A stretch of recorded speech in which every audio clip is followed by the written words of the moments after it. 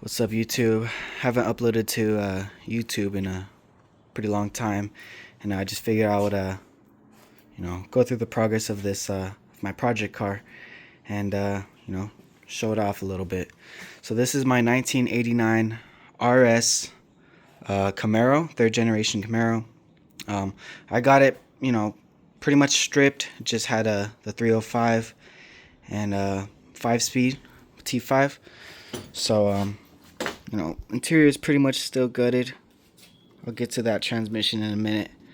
But I was originally going to do an LS swap, and then kind of got tired of that. A little too common for me. I wanted to kind of be a little different, so I threw a Generation 5 454 in here from a 95 Suburban, and I wanted the Gen 6 with, because this has the peanut port heads, but whatever, still cool.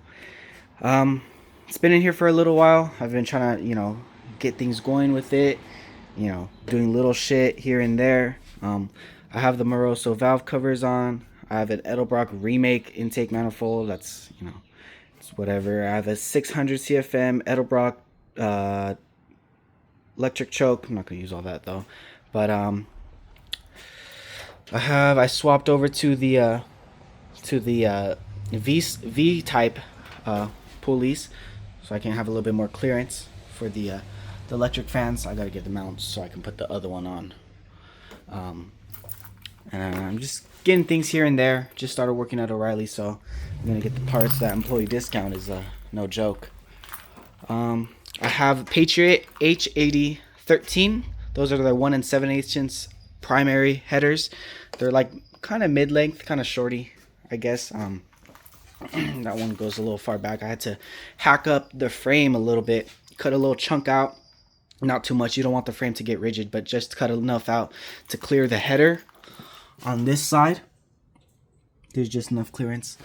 And then on this side, can't really show it, but if you're looking this way, the motor mount, you have to cut a little the little corner, not the part that mounts onto the engine itself, because again, that'll lose rigidity, but just enough to clear, I think, this runner right there, and then this one just dumps right down there. So the transmission, I have HEI distributor, I have an oil gauge hooked up, whatever. Power steering. So this power steering pump is from the stock truck, the 95 Suburban, and I ordered a pulley thinking, it's gonna work, but the pulley is a keyway type, so it has a little key to lock it in place. You just drive it with a screw. This is the press-in type, so I have to get a press-in type, but I can't find a press-in type that is a smaller diameter so I can clear the gearbox. So for now, no power steering. I'll make another video once I figure that out. I'll just probably order the older style power steering pump so I can use the keyway style. Transmission is was gonna go T56, but wanted to be different. I went through the difficulty of putting a M21 Muncie 4-speed from a 1964 Nova SS, and so it is the Muncie 4-speed. I can get under here and show you. Okay, so don't know how well you can see, but that is the Muncie. I ordered a 621 bell housing. This is a cross member from Summit Racing that has the option, and this is important, that has the option to use your stock, what is this called? It runs next to the drive shaft. I don't know if it's not the torque arm, something like that. And you got to order the grommet, the rubber piece that goes on it that fits with this. You just do your research, you'll find it. And this actually didn't fit the mount for the Muncie, so I made my own little mount. It's just a little off. Boom, boom. Made a little bracket right there. Had to do that. 621 bell housing. Clutch wise, I ordered a stock clutch or a semi-stock clutch for a 1970 Chevelle SS, and I ordered the 11-inch disc. This is a 10 spline. I ordered the 11-inch disc because from 1969 or 68, because 70 they didn't make 10 spline.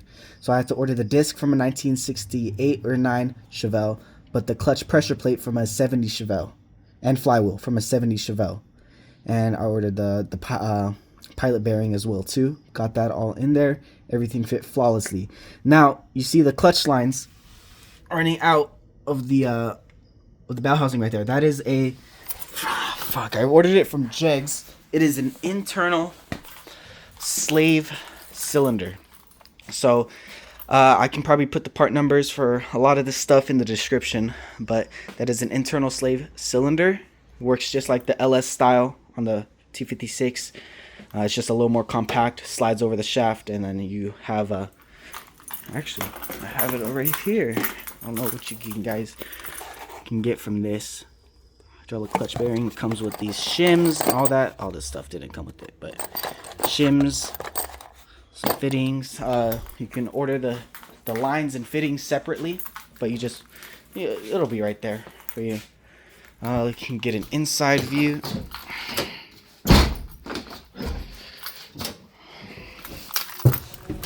This is what came with the Muncie. I paid about $500 for the M21.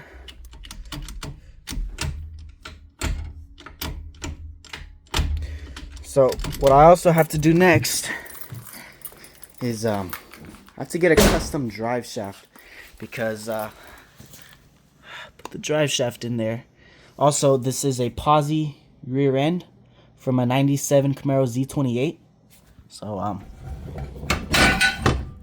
that wasn't supposed to happen, but you can see both wheels turn same direction. Posi drive shaft 3¼ inches too short. Is the stock drive shaft is 3¼ inches too short, so I have to get that extended. I have an aluminum one right here that I'm gonna freshen up and take that to South Bay Driveline, have them extend it for me. It's gonna cost about $350–400. Anything else before we start this puppy? Can't think of anything else. Make sure you upgrade your brake system. I'm gonna get to that after all this, but you have all this power, you're not gonna be able to stop with these stock brakes. But yeah, upgrade your brakes. Suspension for sure. I'm gonna hold off on that. Give me hate, whatever. But let's go ahead and start this thing up.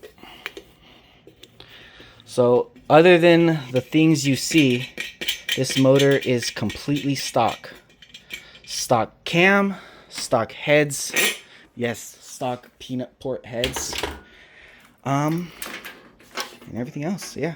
Just carburetor intake, knockoff intake, and headers, and that's it. Oh, this is a water pump from a 70 Chevelle again, because the 70s, the 70s ones had this mount, and the 90s for the Suburban, I have one over there. I tried it and didn't have this mount to mount the power steering, so I ordered this one from Chevelle. These are just from eBay. These are ICT billet mounts too, as well. Let's see. Can you see? Yep, there it is. Anyways, let's go ahead and start it up.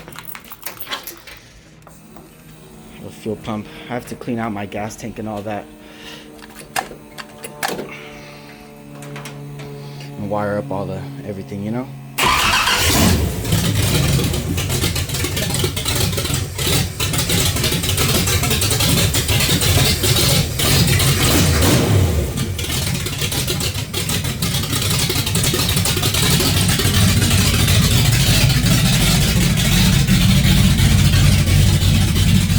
Smokes a lot.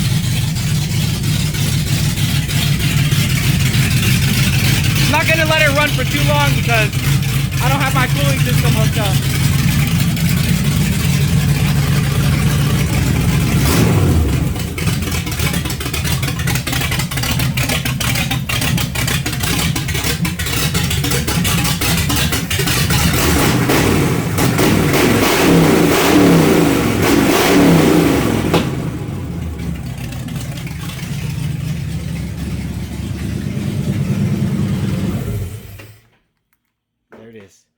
And that's why I didn't go LS. And pretty much that wraps up our video.